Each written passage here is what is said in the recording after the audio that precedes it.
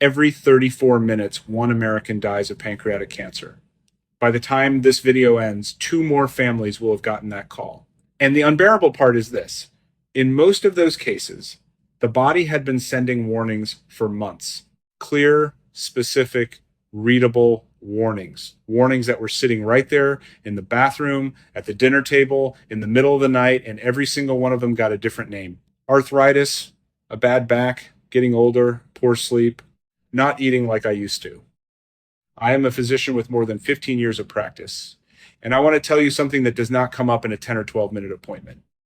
Pancreatic cancer does not have an 11% survival rate because there is no cure. It has an 11% survival rate because it is almost always found too late. And it is found too late because the people who had it did not know what they were looking at when their body showed them the first sign. Today, I am going to walk you through 8 symptoms, 8 specific recognizable signals that your body produces while this cancer is still beatable. We are going to go through all 8, and I need you to stay with me until we reach number 5, because that one has put people in emergency rooms with life-threatening events before a single doctor connected it to the pancreas. That one has a body count, and most seniors have never heard the connection explained. Before we begin, do something for me right now. Tell me in the comments how old you are and whether you or someone close to you has had any of these symptoms. I read those comments, and the age and experience of this audience shapes exactly what I cover next. Now, before the list itself, I need you to understand one thing about the pancreas, because once you understand it, every symptom on this list will make complete sense. The pancreas sits deep in the abdomen, tucked behind the stomach. Your doctor cannot feel it during a routine exam. Your annual blood panel will not flag it. And here is the architectural problem. The pancreas sits directly next to a tube called the bile duct, which carries a substance called bilirubin from the liver down into the intestines. It sits directly in front of one of the densest nerve networks in the entire body. And its own internal duct carries digestive enzymes outward into the small intestine. When a tumor grows in the pancreas, it does not stay quiet. It presses, it blocks, it intercepts. And depending on exactly where it grows and which structure it presses against first, it produces a different symptom. That is the mechanism you are going to recognize in every single item on this list. A tumor growing where it should not grow, pressing against something that needs to be open, and the body sending a signal that something is wrong. The signal just does not look like cancer. It looks like aging, and that is the entire problem. The first symptom is dark urine. Most seniors who notice dark urine do one thing. They drink more water. The urine clears for a day, they assume the problem is solved, and they move on. That assumption has cost people their lives. Here is what is actually happening. When a tumor grows in the part of the pancreas called the head, it presses directly against the bile duct, that tube I just described, and compresses it, blocks it. When that happens, bilirubin cannot flow where it is supposed to go. So it backs up, it enters the bloodstream, and the kidneys begin desperately trying to filter it out through the urine. The result is urine that turns dark yellow, sometimes brown, sometimes the color of strong tea or cola. And here is the detail that separates this from simple dehydration. It comes back, you drink water, it clears. The next day it darkens again because the obstruction is still there. The tumor is still there. Water does not shrink a tumor. This symptom appears before almost any other visible sign of this disease. And most seniors dismiss it at least 3 or 4 times before they mention it to anyone. If your urine has been alternating between dark and normal for more than 2 weeks, regardless of how much water you drink, that is not a hydration problem. That is a conversation you need to have with your doctor this week, not next month, this week. The second symptom is pain that has already been given the wrong name. Your doctor has seen this pain before. They gave it a name: arthritis, a muscle tear, an old injury flaring up, acid reflux, sometimes all 4 at once. And while you were treating the wrong problem, this disease was buying more time. Here is how to know the difference. Pancreatic pain has very specific characteristics. It starts as a dull, persistent ache in the upper abdomen, not the lower belly, not the sides, but the upper abdomen, just below the sternum or slightly to the left. And it does not stay there. It travels. It wraps around the waist and settles into the mid-back, creating what patients describe as a band tightening across the torso. This happens because the pancreas is surrounded by one of the densest nerve networks in the body. When a tumor grows and presses into those nerves, they send pain signals radiating in every direction. Now, here are the three specific details that separate this from ordinary back pain. First, it worsens significantly after eating, not immediately, but 30 to 60 minutes after a meal. Second, it worsens when you lie flat on your back. Many seniors with this symptom find themselves sleeping in a recliner or propped on several pillows without quite understanding why lying fully flat makes the pain unbearable. Third, it does not respond the same way normal pain responds. You take ibuprofen, use a heating pad, rest, and the pain returns exactly the same way every time because you are treating the symptom, not the cause. If that pattern of pain sounds familiar right now, stop assuming it is your back. Tell your doctor the pain is in the upper abdomen and radiates to the back, that it worsens after meals and when lying flat. Those four details together completely change the direction of your diagnosis. The third symptom is one that is not just being ignored, it is actively starving your body right now. And you are sitting at the dinner table every evening watching it happen without knowing what it means. You sat down to eat, took 3 bites, and you were done. You pushed the plate away and told yourself your appetite just was not what it used to be. That is not your appetite changing. That is a tumor pressing against the stomach from the outside, physically compressing it. And your doctor has no idea it is happening because you never mentioned it in those terms. When a pancreatic tumor grows, it expands beyond the pancreas. The stomach sits directly in front of the pancreas, and when a tumor presses against it from behind, it physically reduces the stomach's capacity. It fills with only a fraction of the food it normally holds. At the same time, the tumor is disrupting the pancreas's ability to produce digestive enzymes. Without those enzymes, food stays in the stomach undigested far longer than it should. Your stomach stays full, your brain receives the signal that you are not hungry, and you stop eating. When you stop eating because you feel full after 3 bites, you begin losing weight without realizing it. That weight loss accelerates quickly because your body is also failing to absorb nutrients from the little food you do eat. Involuntary weight loss of more than 5% of your body weight over 2 to 3 months is one of the most serious red flags in all of medicine. If you have lost 10 or 15 pounds without changing your diet, that is not a blessing. That is an alarm. Now you understand why 3 bites and done is never just an appetite problem. That one piece of understanding could be the difference between catching this in stage 1 or stage 4 for someone watching right now. And I want to pause for a moment before we go further because what I have just described, the dark urine, the pain that travels to the back, the early fullness and the weight loss, these are exactly the kinds of signals that get a different explanation in a rushed appointment. They each get treated as separate problems. Nobody looks at them together. That combination, all 3 at once, tells a completely different story. If any of what I have described so far connects to something you or someone you love has been experiencing, I want you to know about something I put together specifically, because the appointment never has enough time. It is called the Complete Senior Health Vault, 3 full guides covering the medications to question food as medicine and the warning signs your body sends after 70. Everything I wish I had time to explain in the office, all in one place, written in plain English, you can actually act on. The link is in the description, and you can scan the code on your screen right now to find it. It is not a substitute for your doctor. It is what you bring with you, so the appointment actually works. Now, let me keep going, because we are only at 3, and number 5 is the one that changes everything. The 4th symptom is one that may already be visible on your body or someone you love right now.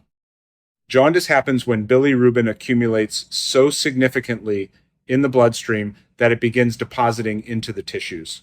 The skin takes on a yellowish tone, the whites of the eyes turn yellow. In older adults with darker skin tones, it shows most clearly in the eyes and the palms of the hands. But there is another aspect of this that almost nobody warns you about. Intense itching across the entire body with no rash, no explanation, and no relief from lotions or antihistamines. This happens because the bilirubin depositing in the skin directly irritates the nerve endings. It is relentless, and it does not stop until the underlying cause is treated. Here is the dangerous part about jaundice, especially in older adults. It looks identical to jaundice from gallstones. Same yellow color, same dark urine, same itching. And because gallstones are extremely common in people over 60, this is exactly where misdiagnosis happens. A doctor sees jaundice, suspects gallstones, orders initial tests, and the deeper investigation gets delayed. Weeks pass, sometimes months. That is why you cannot walk into your doctor's office and simply say, you look a little yellow. You need to arrive with the full picture.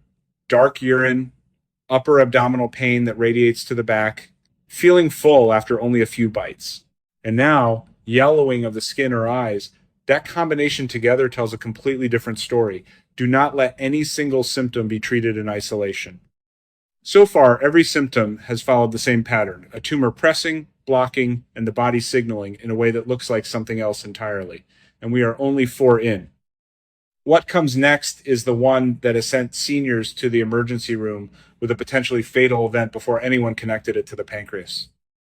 The 5th symptom is a blood clot with no obvious explanation. I want you to think right now about whether you or someone you know has had a blood clot recently with no clear cause. No recent surgery, no long flight, no reason anyone could point to.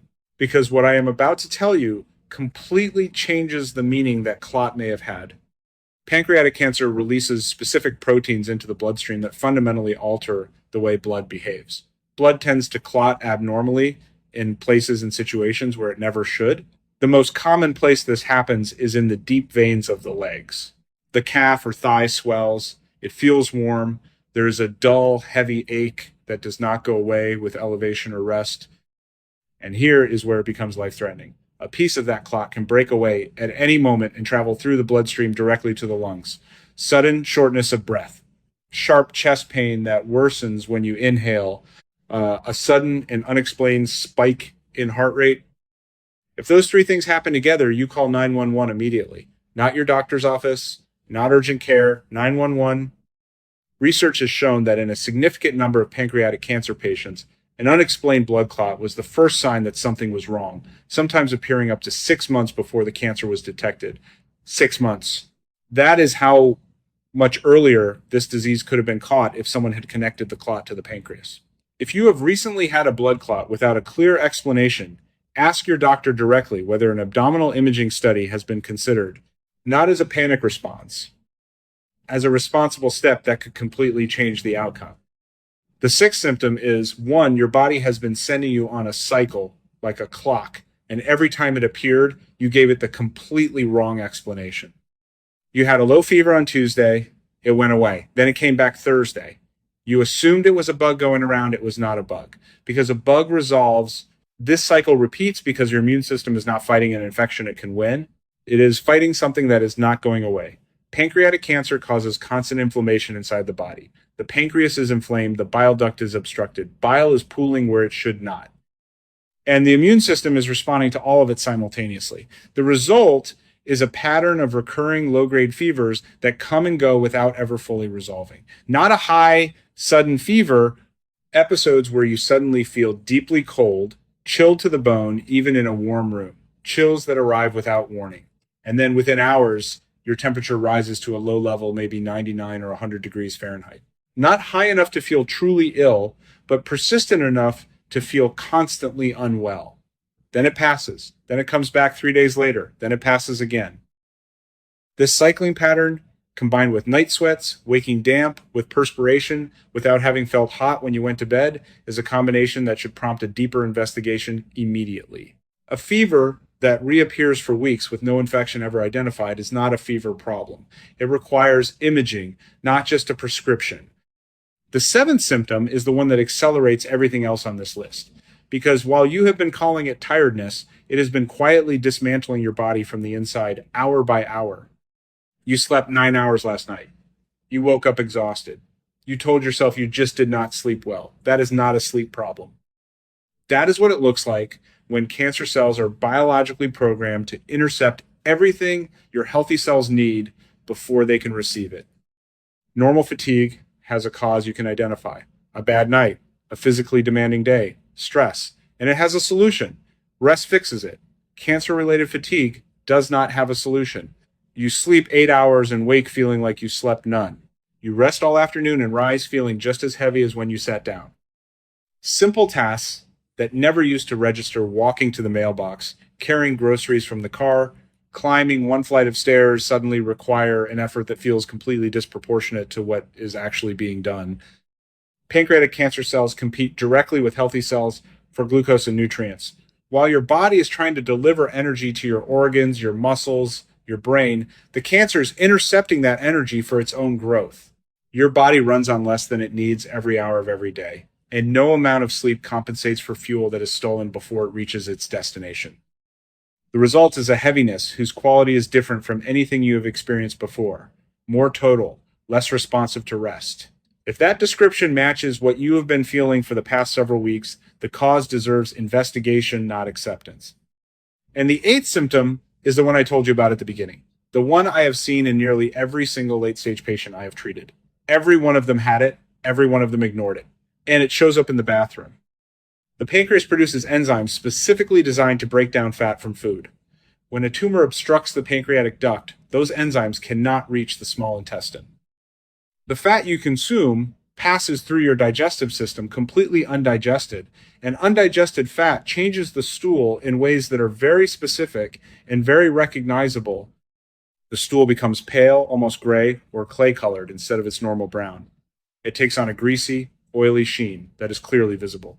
Because of its fat content, it floats in the toilet bowl rather than sinking, and it produces a noticeably worse odor than anything you would consider normal. This is not something you ate. This is a direct mechanical signal from the pancreas that a tumor is blocking its function.